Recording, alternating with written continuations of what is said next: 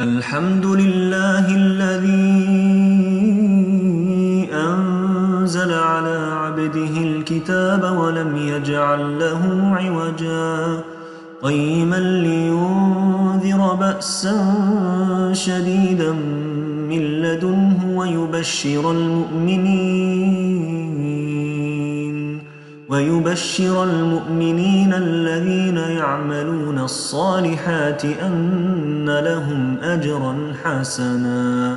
ماكثين فيه أبدا وينذر الذين قالوا اتخذ الله ولدا ما لهم به من علم ولا لآبائهم كبرت كلمة تخرج من أفواههم إن يقولون إلا كذبا فلعلك باخع نفسك على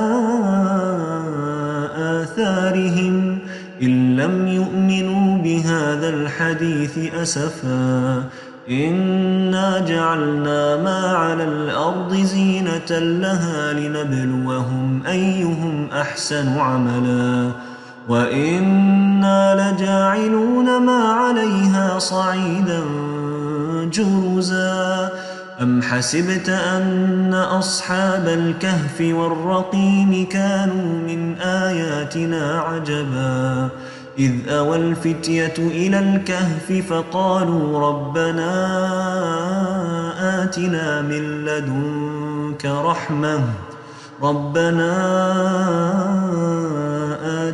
من لدنك رحمة وهيئ لنا من أمرنا رشدا فضربنا على آذانهم في الكهف سنين عددا ثم بعثناهم لنعلم أي الحزبين أحصى لما لبثوا أمدا نحن نقص عليك نبأهم بالحق إنهم فتية آمنوا بربهم وزدناهم هدى وربطنا على قلوبهم إذ قاموا فقالوا ربنا رب السماوات والأرض لن ندعو من دونه إلها لقد قلنا إذا شططا هؤلاء قومنا اتخذوا من دونه آلهة لولا يأتون عليهم بسلطان بين فمن أظلم ممن افترى على الله كذبا وإذ اعتزلتموهم وما يعبدون إلا الله فأووا إلى الكهف ينشر لكم ربكم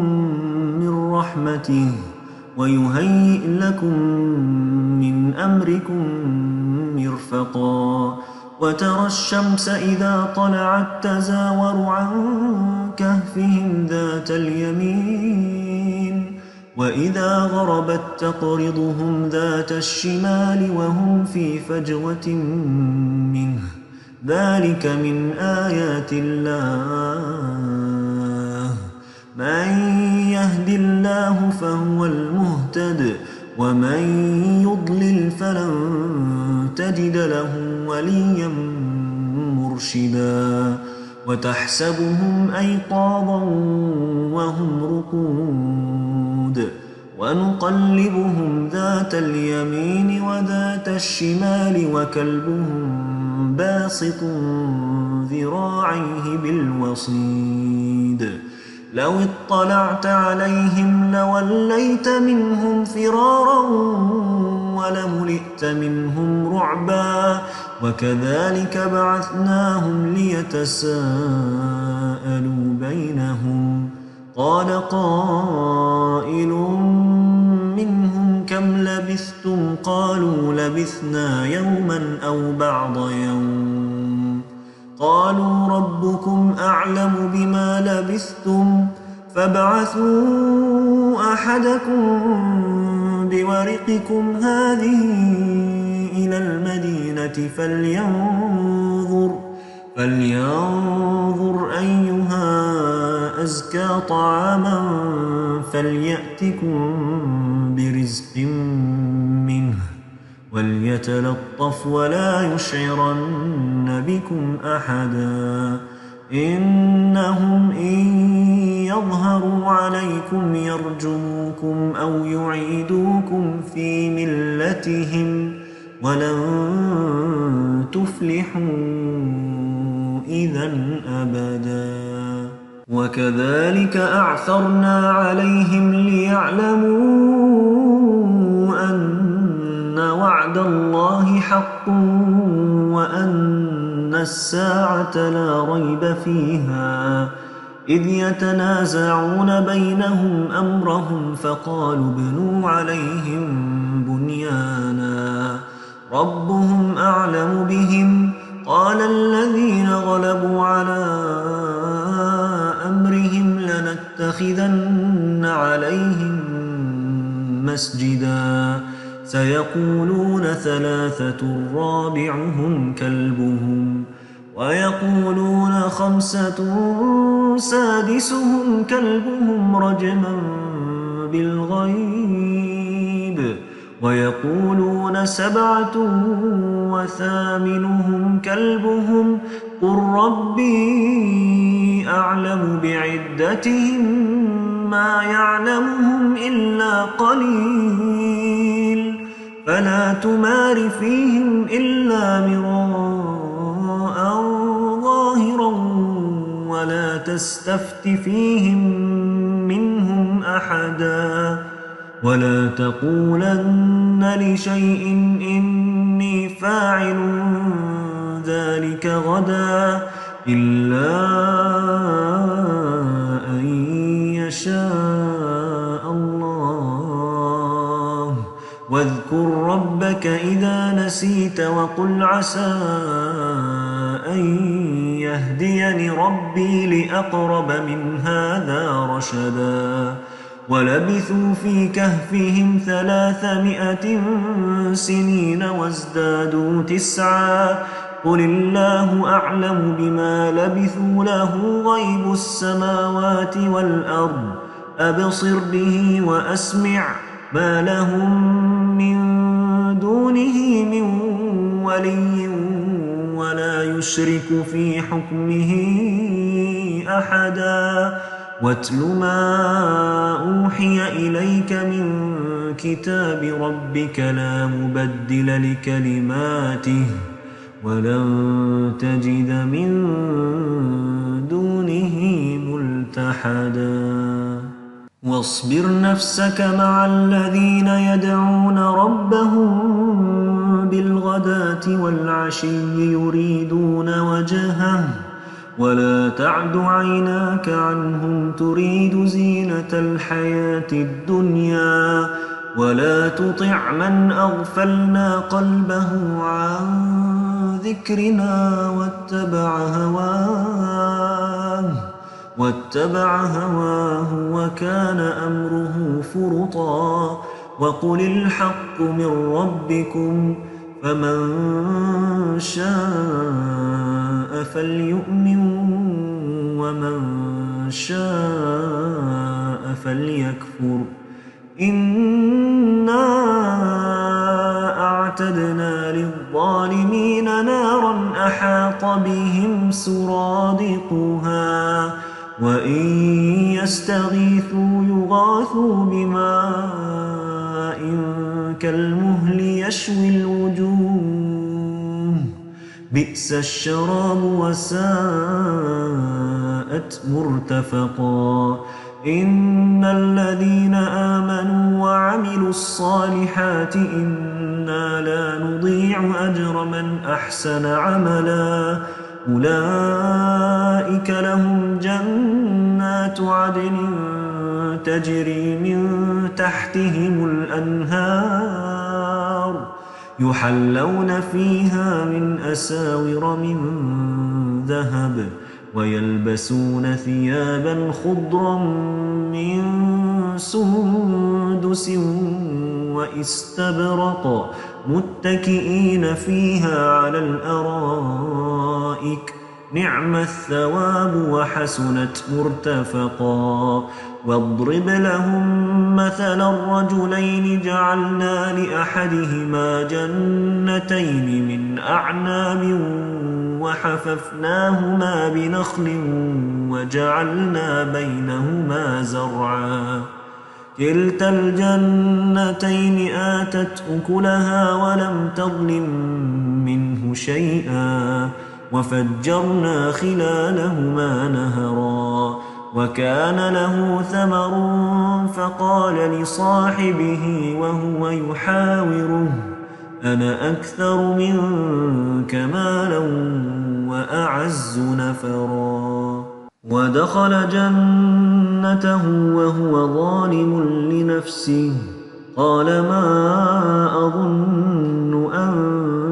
تبيد هذه أبدا وما أظن الساعة قائمة ولئن رددت إلى ربي لأجدن خيرا منها منقلبا قال له صاحبه وهو يحاوره أكفرت بالذي خلقك من تراب ثم من نطفة ثم سواك رجلا لكن هو الله ربي ولا أشرك بربي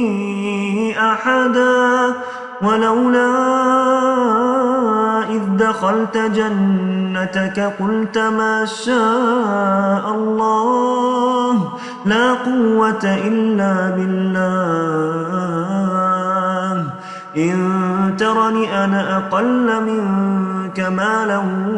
وولدا فعسى ربي أن يؤتيني خيرا من جنتك ويرسل عليها حسبانا من السماء فتصبح صعيدا زلقا أو يصبح ماؤها غورا فلن تستطيع له طلبا وأحيط بثمره فأصبح يقلب كفيه على ما أنفق فيها وهي خاوية على عروشها ويقول يا ليتني لم أشرك بربي أحدا ولم تكن له فئة ينصرونه من دون الله وما كان منتصرا هنالك الولاية لله الحق هو خير ثوابا وخير عقبا واضرب لهم مثل الحياة الدنيا كماء إن أنزلناه من السماء فاختلط به نبات الأرض فأصبح هشيما تذروه الرياح وكان الله على كل شيء مقتدرا المال والبنون زينة الحياة الدنيا والباقيات الصالحات خير عند ربك ثوابا وخير أملا ويوم نسير الجبال وترى الأرض بارزة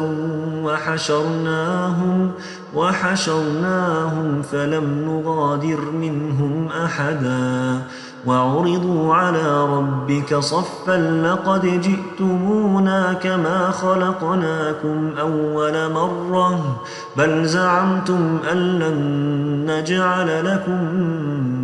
موعدا ووضع الكتاب فترى المجرمين مشفقين مما فيه ويقولون يا ويلتنا ما لهذا الكتاب لا يغادر صغيرة ولا كبيرة إلا أحصاها ووجدوا ما عملوا حاضرا ولا يظلم ربك أحدا. وإذ قلنا للملائكة اسجدوا لآدم فسجدوا إلا إبليس كان من الجن ففسق عن أمر ربه أفتتخذونه وذريته أولياء من دوني وهم لكم عدو بئس للظالمين بدلا. ما أشهدتهم خلق السماوات والأرض ولا خلق أنفسهم وما كنت متخذ المضلين عضدا. ويوم يقول نادوا شركائي الذين زعمتم فدعوهم فلم يستجيبوا لهم وجعلنا بينهم موبقا. ورأى المجرمون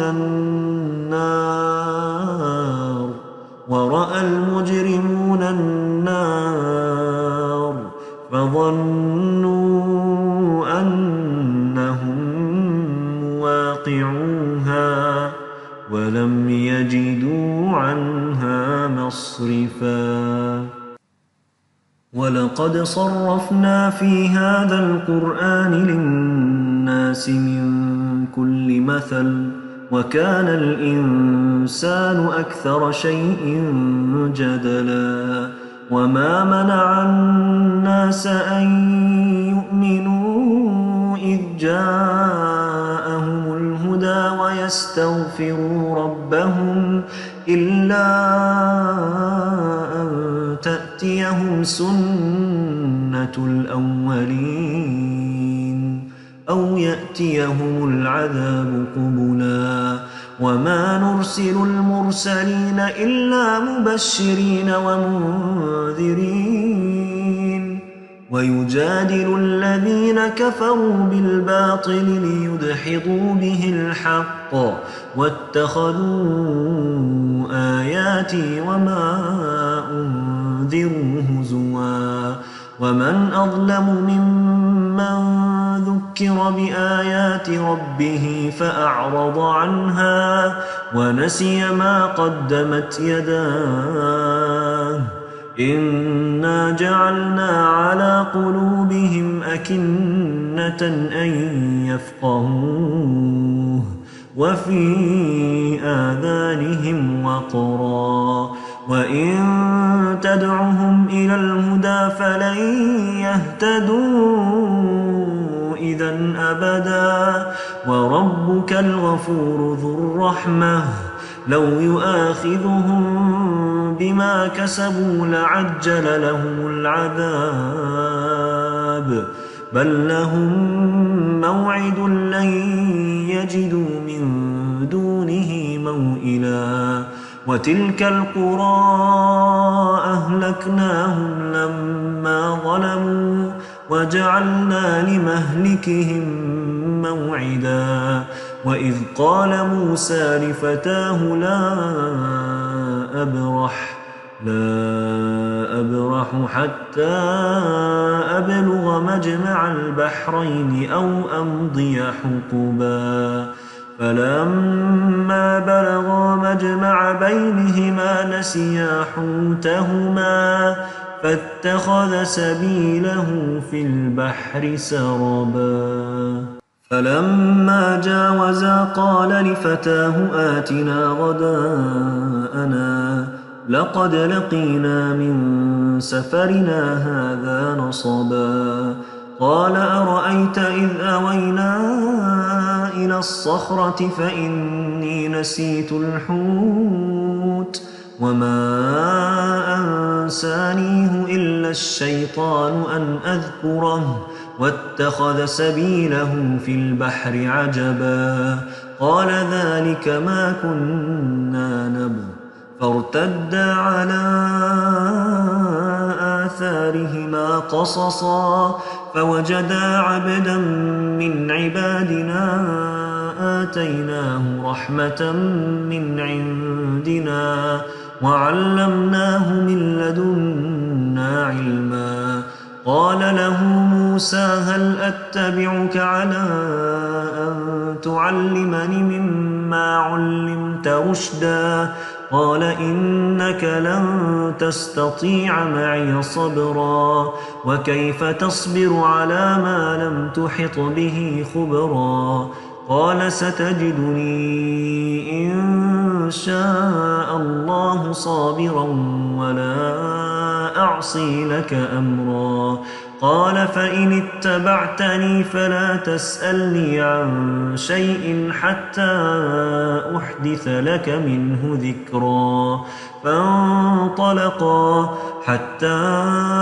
إذا ركبا في السفينة خرقها قال أخرقتها لتغرق أهلها لقد جئت شيئا إمرا قال ألم أقل إنك لن تستطيع معي صبرا قال لا تؤاخذني بما نسيت ولا ترهقني من أمري عسرا فانطلقا حتى إذا لقيا غلاما فقتله قال أقتلت نفسا زكية بغير نفس لقد جئت شيئا نكرا قال ألم أقل لك إنك لن تستطيع معي صبرا قال إن سألتك عن شيء بعدها فلا تصاحبني قد بلغت من لدني عذرا فانطلقا حتى إذا أتيا أهل قرية استطعما أهلها فأبوا أن يضيفوهما فوجدا فيها جدارا يريد أن ينقض فأقامه قال لو شئت لاتخذت عليه أجرا قال هذا فراق بيني وبينك سأنبئك بتأويل ما لم تستطع عليه صبرا أما السفينة فكانت لمساكين يعملون في البحر فأردت أن أعيبها وكان وراءهم ملك يأخذ كل سفينة غصبا وأما الغلام فكان أبواه مؤمنين فخشينا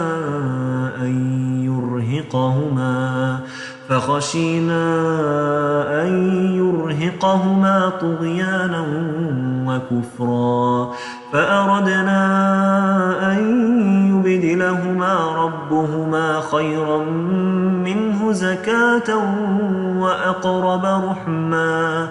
وأما الجدار فكان لغلامين يتيمين في المدينة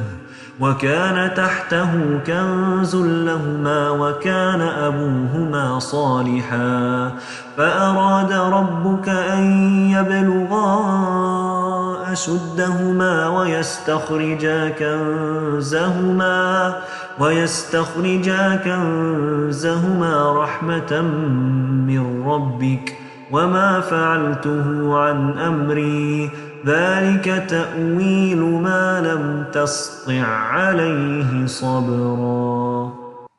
ويسألونك عن ذي القرنين قل سأتلو عليكم منه ذكرا إنا مكنا له في الأرض وآتيناه من كل شيء سببا فأتبع سببا حتى إذا بلغ مغرب الشمس وجدها تغرب في عين حمئة ووجد عندها قوما قلنا يا ذا القرنين إما أن تعذب وإما أن تتخذ فيهم حسنا. قال أما من ظلم فسوف نعذبه ثم يرد إلى ربه فيعذبه عذابا نكرا. وأما من آمن وعمل صالحا فله جزاء الحسنى وسنقول له من أمرنا يسرا. ثم أتبع سببا حتى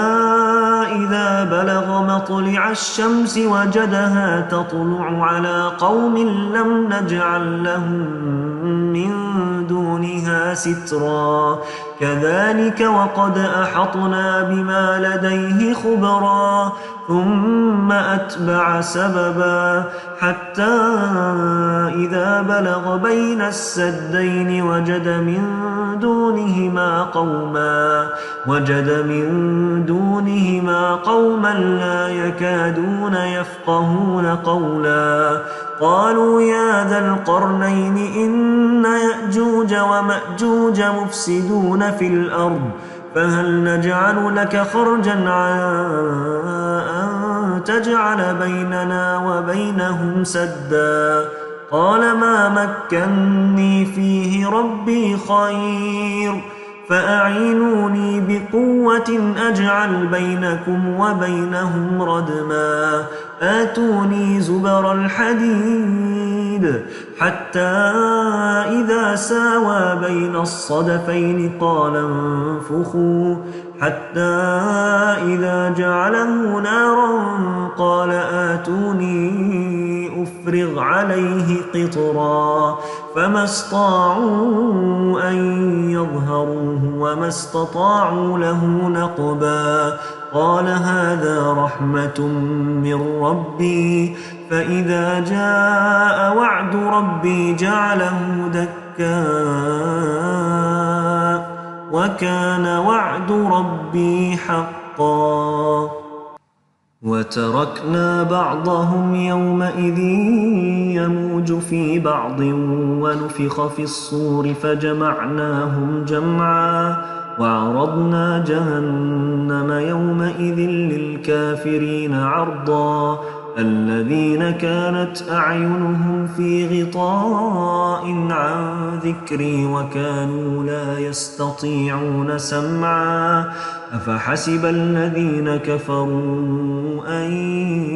يتخذوا عبادي من دوني أولياء إنا أعتدنا جهنم للكافرين نزلا. قل هل ننبئكم بالأخسرين أعمالا الذين ضل سعيهم في الحياة الدنيا وهم يحسبون أنهم يحسنون صنعا. أولئك الذين كفروا بآيات ربهم ولقائه فحبطت أعمالهم فلا نقيم لهم يوم القيامة وزنا. ذلك جزاؤهم جهنم بما كفروا واتخذوا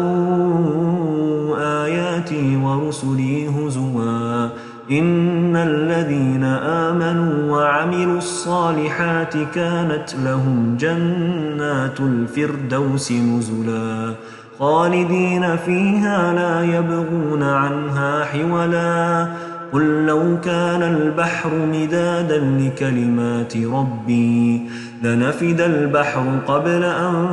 تنفد كلمات ربي ولو جئنا بمثله مددا. قل إنما أنا بشر مثلكم يوحى إلي أنما إلهكم إله واحد. فمن كان يرجو لقاء ربه فليعمل عملا صالحا ولا يشرك بعبادة ربه أحدا.